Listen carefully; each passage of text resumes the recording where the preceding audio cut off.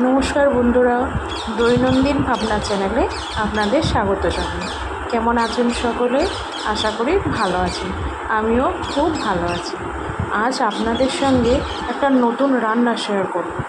আমিও ওটা প্রথমবার করব, কাঁচা কুমড়োর তরকারি। তার জন্য লাগবে কাঁচা কুমড়ো, আলু, আদা, লঙ্কা, বড়ি। প্রথমে কড়াতে সর্ষের তেল দিয়ে তার মধ্যে বড়িগুলো দিয়ে ভালো করে ভেজে নিতে হবে। কী ভাবছেন এতগুলো বড়ি কেন? না, সব বড়িগুলো রান্নায় দেওয়া হবে না। কিছুটা বড়ি কী কাজে লাগবে সেটা পরে বলবো। এখন বড়িগুলো আগে সর্ষের তেলে ভালো করে একটু ভেজে নিতে হবে, যাতে বড়ির কাঁচা গন্ধটা না থাকে। ভালো করে বড়িটা ভেজে নিতে হবে। ভেজে নেওয়ার পরে বড়িটাকে তুলে আলাদা বাটিতে রেখে দিতে হবে। এই দেখুন, এক হাতে ক্যামেরা ধরে বড়ি তুলছি বলে বড়িগুলো উঠছেই না। দাঁড়ান, আগে বড়িগুলোকে ভালো করে তুলে নিই, তারপরে বাকি রেসিপিটা শেয়ার করব। দিয়ে কড়াই আবার একটু সর্ষের তেল দিয়ে শুকনো লঙ্কা, তেজপাতা ফোড়ন দিয়ে, পাঁচফোড়ন দিয়ে একটু নেড়ে নিতে হবে। নেড়ে নেওয়ার পরে তারপরে কেটে রাখা আলুগুলো দিয়ে দেবো। কেটে রাখা আলুগুলোকে দিয়ে ভালো করে মিশিয়ে নিতে হবে। মিশিয়ে নিয়ে ওপর থেকে একটু নুন পরিমাণ মতন, যতটুকু আলু আছে আলুর পরিমাণ মতন এখন নুন দেব, বাকি নুন পরে দেব।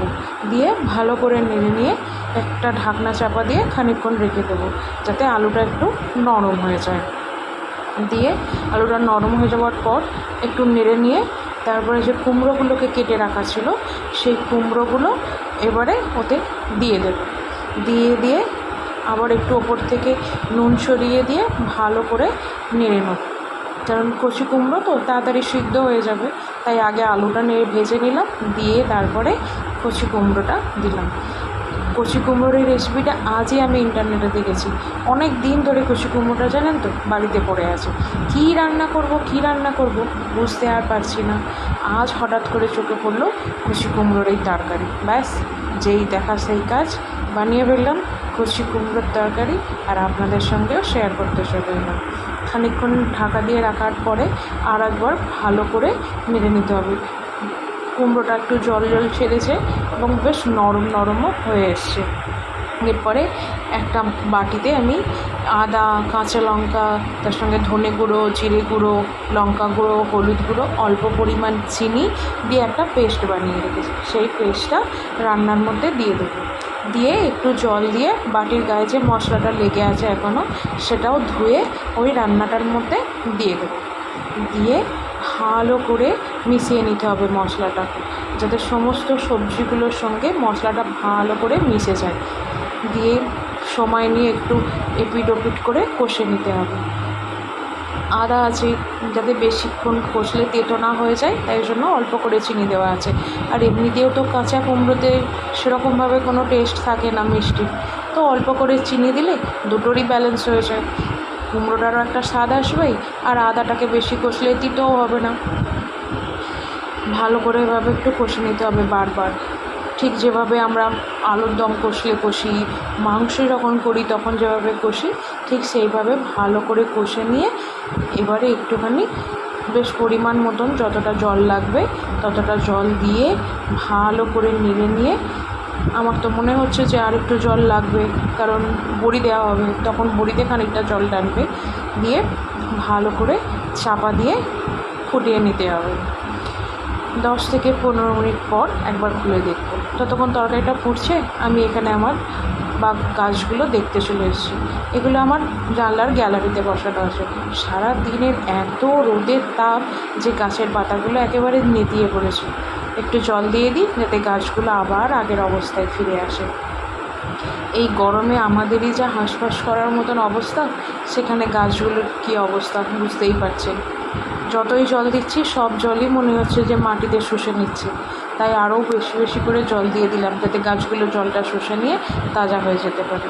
তারপরে স্প্রে বোতল নিয়ে গাছের পাতাগুলোতে, ফুলের যে কুঁড়িগুলো ধরেছে সেই কুঁড়িগুলোতে ভালো করে স্প্রে করে দিলাম। কী জানি, যেন মনে হলো গাছটাকে যদি ভালো করে চান করিয়ে দিই তাহলে হয়তো গাছটা একটু প্রাণ ফিরে পাবে, আবার সতেজ হয়ে উঠবে। পাতাগুলো যেগুলো ঝিমিয়ে পড়েছে সেগুলো হয়তো আবার টাটকা হয়ে যাবে। সেই আশা নিয়েই গাছগুলোতে ভালো করে ঠান্ডা জলের স্প্রে করে দিলাম। সত্যিই দেখে খুব খারাপ লাগছে, এতটা নেতিয়ে পড়েছে। আর এই গাছগুলোই আমার সারা দিনের সঙ্গী, ওদেরকে দেখি আর দিন কেটে যায় আমার। যাকে ভালো করে চান করানো হয়ে গেল গাছগুলোকে। এবার আস্তে আস্তে গাছগুলো জলটা শুষে নিয়ে ঠিক আবার সকালের মতন তাজা হয়ে যাবে। আমি এবার রান্নাঘরে এসে মাল্টিগ্রেন আটা মেখে নিচ্ছি রুটি করব বলে। দুজনের মতন অল্প করেই রুটি হবে, তাই অল্পই আটা মাখছি। আর আমরা মাল্টিগ্রেন আটারই রুটি খাই। এক হাতে ক্যামেরা ধরে আটা মাখতে খুব অসুবিধে হচ্ছে। দাঁড়ান, ক্যামেরাটা রেখে আটাটা ভালো করে মেখে লেচিগুলো কেটে নিই, তারপরে আপনাদের দেখাবো যে এই আটাতে কতগুলো লেচি হয়েছে আর আমরা দুজনে কটা রুটি খাই। দেখলেই বুঝতে পারবেন আপনারা। এই দেখুন, মন্ডটা বেশ নরম হয়ে এসছে। এইবারে এই থেকে ছোটো ছোটো করে লেচি কেটে নেবে। বলুন তো কটা লেচি হবে? এই দেখুন 5টা লেচি হয়ে গেছে। এদিকে তরকারিটা 15 মিনিট পর খুলে দেখছি এখনও বেশ জলটা আছে ভালো মতো। একটা কুমড়োকে কেটে দেখি, দাঁড়ান। কুমড়োটা বেশ ভালোই সিদ্ধ হয়ে গেছে। এবারে বড়িগুলো দিয়ে দিই, কারণ বড়িতেও তো আবার জল টানবে। আরও জল শুকিয়ে যাওয়ার পর যদি বড়িগুলো দিই, তখন বড়িগুলো আর নরম হবে না, শক্ত শক্ত হয়ে থাকবে। বড়িগুলো দিয়ে ভালো করে একটু মেরে নিয়ে আবার চাপা দিয়ে দেবো। আর বেশিক্ষণ নয়, 5 মিনিটের মধ্যেই এই দেখুন বড়ি সব জল টেনে কেমন তরকারিটাকে গামাখা গামাখা করে দিয়েছে, বেশ ভালো লাগছে। এরপরে একটুখানি ঘি ছড়িয়ে দিলাম উপর থেকে। এই ঘিয়ের আইডিয়াটা কিন্তু আমার ছিল, জানি না কেমন খেতে হবে। তরকারিটা ফার্স্ট টাইম করছি, খেলে তারপরে বুঝতে পারবো কেমন খেতে হয়েছে। তবে গন্ধটা কিন্তু মারাত্মক বেরোচ্ছে, মনে হচ্ছে এখনই বাটিতে করে নিয়ে খানিকটা খেয়ে নিই। যাকে তরকারি শেষ, চাপা দিয়ে রেখে দিয়েছি। এবার রুটি বানিয়ে নিই। মাল্টিগ্রেন আটার রুটি বানাতে না একটু প্রবলেমই হয়, কারণ অন্যান্য আটার থেকে নর্মালি এর গ্লুটেনটা কম থাকে। যেহেতু মাল্টিগ্রেন আটা তো, তাই একটু ভালো করে বেলতে হয়। আর আমরা গ্যাসে পোড়ানো রুটি খাই না, আমি রোজই সেঁকা রুটিই বানাই। তাই আমাদের দুজনের জন্য সেঁকা রুটি বানিয়ে নিলাম। সেঁকা রুটিগুলো বানানো হয়ে গেলে আর একবার গিয়ে গাছগুলোকে দেখে আসবো। এই দেখুন গাছগুলো, পাতাগুলো দেখুন কী সুন্দর সতেজ হয়ে গেছে। গোড়ায় জল দিয়েছি, গাছের পাতাগুলোতে স্প্রে করেছিলাম, গাছগুলোকে ভালো করে স্নান করিয়ে দিয়েছিলাম, যার জন্য গাছগুলো যেন মনে হলো প্রাণ ফিরে পেয়েছে। কুড়িগুলো তখন কিরম নিচের দিকে মুখ করে ঝুলে পড়েছিল, এখন দেখুন সব কুড়িগুলো আবার ওপরের দিকে মুখ করে সোজা হয়ে উঠে পড়েছে। দেখেও শান্তি লাগছে। আমরা তো তবু জল তেষ্টা পেলে জল খেতে পারি, ওরা তো নিজে নিজে কিছুই করতে পারে না। তাই ওদেরকে একটু জল দিলে ওরা আবার সতেজ হয়ে ওঠে। জাগে আমি খাবার নিয়ে বসে পড়েছি।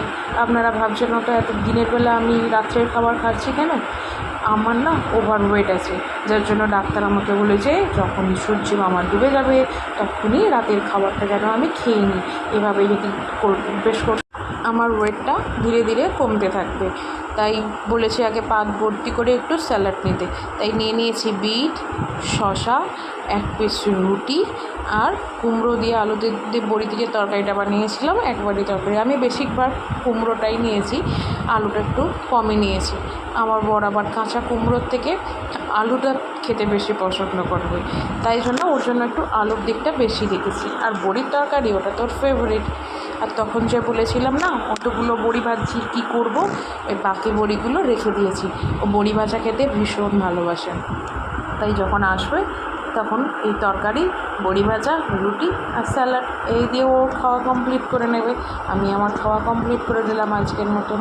এখন তাহলে এখানেই শেষ করছি। সকলে ভালো থাকবেন, আবার ফিরে আসবো অন্য কোনো দিন অন্য কোনো ব্লগ নিয়ে। নমস্কার।